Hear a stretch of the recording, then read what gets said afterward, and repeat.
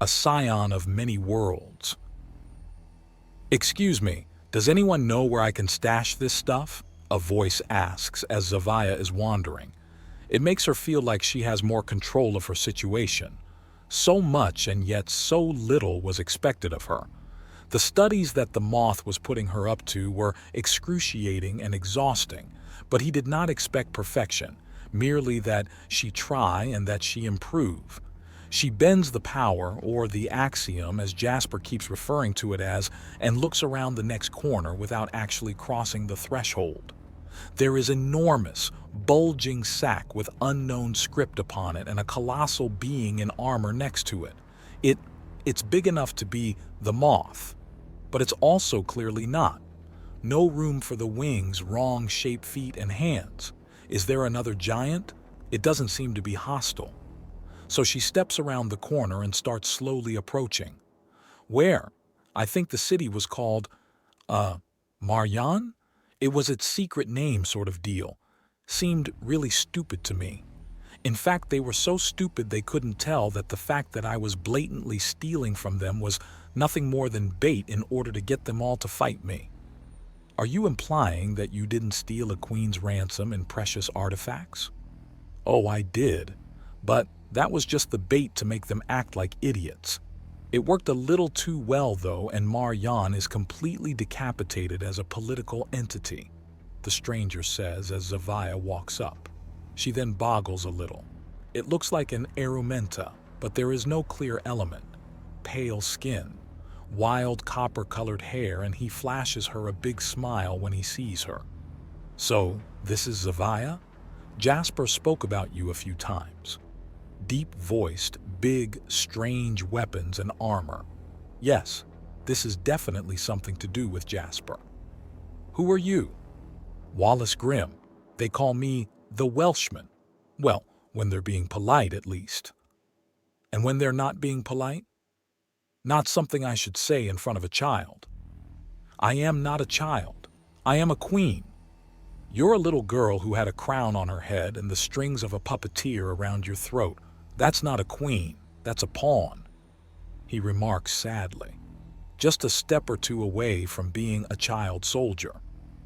What's wrong with that? Do you not want children to be able to protect themselves? A child shouldn't have to, and it's nothing short of a tragedy when they must, the Welshman says, and Zava frowns at him. So where do you giants come from? Zava asks. Where did you come from? I'm pretty sure Jasper was the only man on Lacron yesterday. He was, the Welshman says, and Zava blinks. She then sighs and puts her hands on her hips to give the giant her best glare. The snort of amusement tells her clearly that her best isn't good enough, so she crosses her arms to try and get a different effect. You really do have the sulky teen routine down. I am not sulking, she protests, unaware that someone who had been looking for her was on the approach. The Welshman sees the incoming amusement and says nothing, betrays nothing, but sends a command through his implants to make a second copy of the recording to pass around. All right then, what's with the huffy little routine then? What is you so upset? He asks her as she glares at him. Look, I don't know how or why he has so many people as part of his strange scam. I don't know what he wants either. But if you think I'm falling for it, then you have another thing coming, Zava protests, and the Welshman looks confused before snorting in amusement. The girl is not paying attention and has no idea that Dr. Skitterway is right behind her and has already pulled out a scanning device. Okay, and what, pray tell, is the part of his story that is so unbelievable? Your own history acknowledges that you all came to Lacran from the stars so logically, that means something else can too. So that's not it. He's advanced your scientific understanding and technology levels by leaps and bounds. He's fought all sorts of brutal opponents and shown a deep understanding of what you all thought to be lost technology. So what about his story is so strange? Have you heard it? A mental copy of someone's mind, put in a copied body that was rendered ageless, regaining memories from the life of the original and becoming the original. That's insane. 300 years old in the body, 20 as an Orthani and 30 as a human. What does that even mean? That if you do that math in a really wrong way, he's 350 years old? The Welshman teases and gets a Bailey-eyed stare from Zava and a quirked series of eyebrows from Dr. Skitterway, who still hasn't been noticed by Zava. Okay, he has a question and it's still funny either way. Doctor, is there a meaning to raising those specific eyebrows, or is it automatic? Automatic. Dr. Skitterway answers and Zava jumps away and lets out a blinding flash of light. That was unpleasant. Calm down, young lady. I'm merely scanning you to find all the points of genetic degradation so I can get a better grasp on the specifics of the widespread harm. You're a giant spider, Zava demands in shock. In the same manner that you are an ape, yes. Dr. Skitterway answers calmly as she blinks out the spots in her vision. Now then, let us discuss your health. What? You're currently facing several long-term issues that will become very relevant in the next 10 to 20 years. Foremost among them is a tendency for the eyes to film over and slowly lose any ability to see color. Eventually, you will go blind very early in life. To say nothing of the exacerbated potential for arthritis and cancer. The arthritis will significantly lower your quality of life, but the cancer will outright kill you unless we get on top of this. Thankfully, there are many treatments for effects such as this, to say nothing of how much of a miracle that a healing coma alone would work on you. You already find yourself occasionally exhausted far beyond what is reasonable, don't you? That's due to a slight deformation in your lungs. It's not serious, but you're just not getting enough oxygen to sustain proper energy levels. Furthermore, there appears to be some minor bone density issues. I suspect that this is due to a lack of proper nutrition. While it is possible, and in some cases even preferable, to sustain yourself entirely off of the ambient axiom fields, there is a danger to utilizing a hybrid methodology in that you will not reflexively replicate specific nutrients, and this can lead to a cascade of health issues. Tell me, how much animal milk do you drink? Ew. That's not at all, isn't it? Dr. Skitterway asks. You're the spider, Zava exclaims. I am a spider, but once more, I am a spider in the same way that you're an ape. You're a giant bug. Now that's just being rude, miss, possibly a monkey. Dr. Skitterway retorts before giving the strangely serene-looking Welshman a curious look. The man's expression has been very carefully blank during the entire exchange, and now she's suspicious. He throws a wink her way and she dismisses it as some kind of human behavioral pattern. But saying something came from a spider means it came from nowhere. You're not supposed to be real.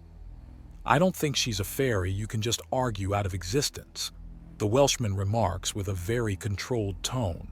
There's no more question as to what he's doing. He's trying to keep from laughing. Wait, what? There are things you can argue out of existence? Zava asks as Dr. Skitterway shakes her head. Not outside of a children's story, the Welshman says before suddenly having his communicator go off. Excuse me. He steps out of the room, and when they finally have some privacy, Dr. Skitterway outright grabs Zava and pulls her in for a hug.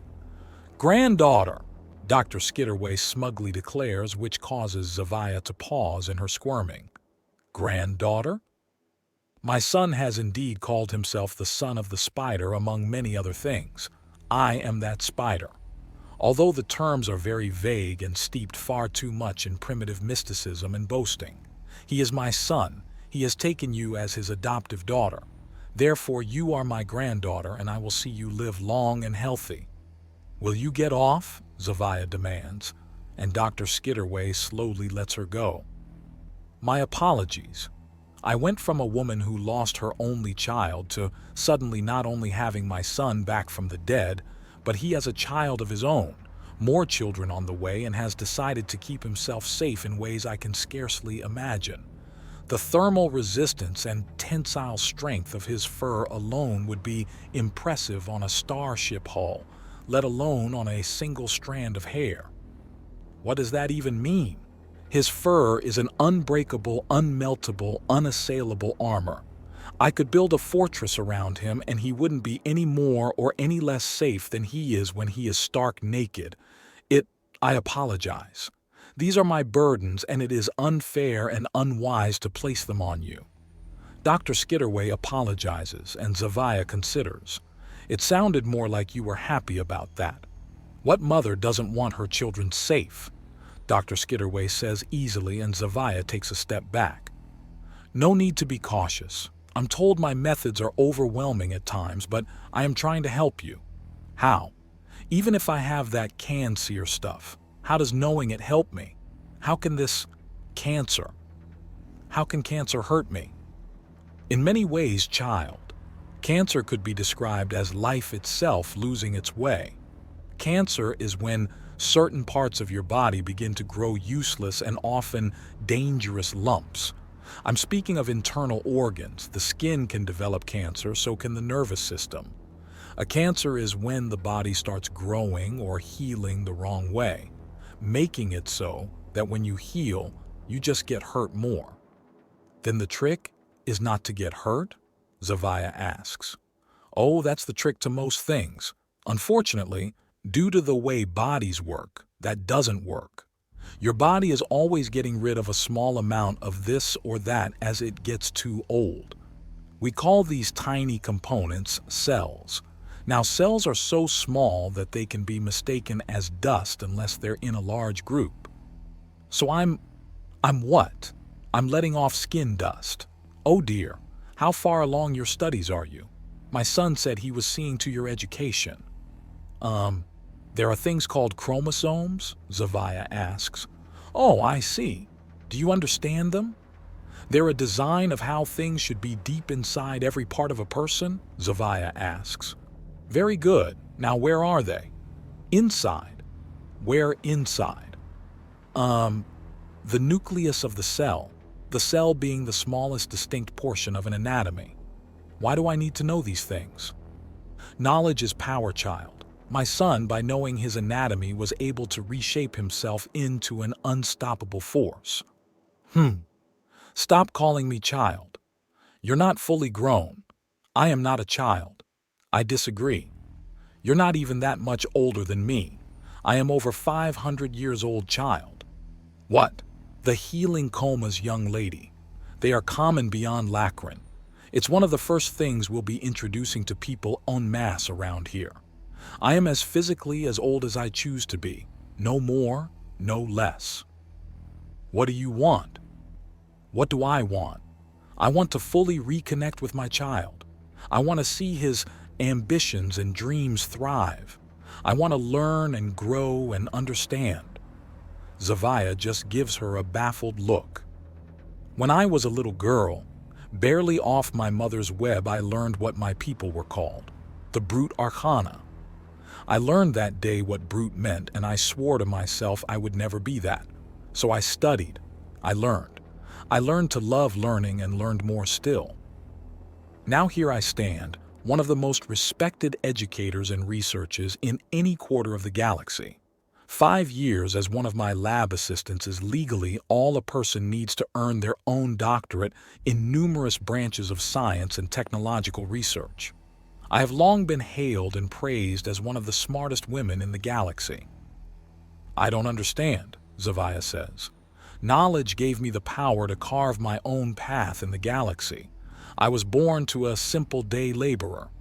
By all rights, I should be long dead alongside my sisters. I should have gotten into an idiot fight and died, or a stupid accident and been killed. Instead, I am a respected and well-regarded force. I am the opposite of an ignorant savage. I am a learned scholar. Knowledge gave me that power. I am not a warrior or fighter, but with knowledge I can topple nations, dear child. Knowledge is power. But power is power, only in the crudest of senses. Now, Dr. Skitterway is cut off by the Welshman returning. Hey, we're going to be throwing a bit of a party soon. Horace is whipping up some of his drink mixes and he wants Jasper to have them. Well, that's going to have to wait until I can give Emmanuel a proper scan. I haven't been able to pierce that defensive fur of his, and we don't know if his modified anatomy can withstand the toxins. That's why Jasper wants to wait for you to arrive and give the all clear. Horace, on the other hand, is getting impatient. At least he's learned to be a little less reckless. I swear, even at his most timid, my boy would give most Earthani the bends.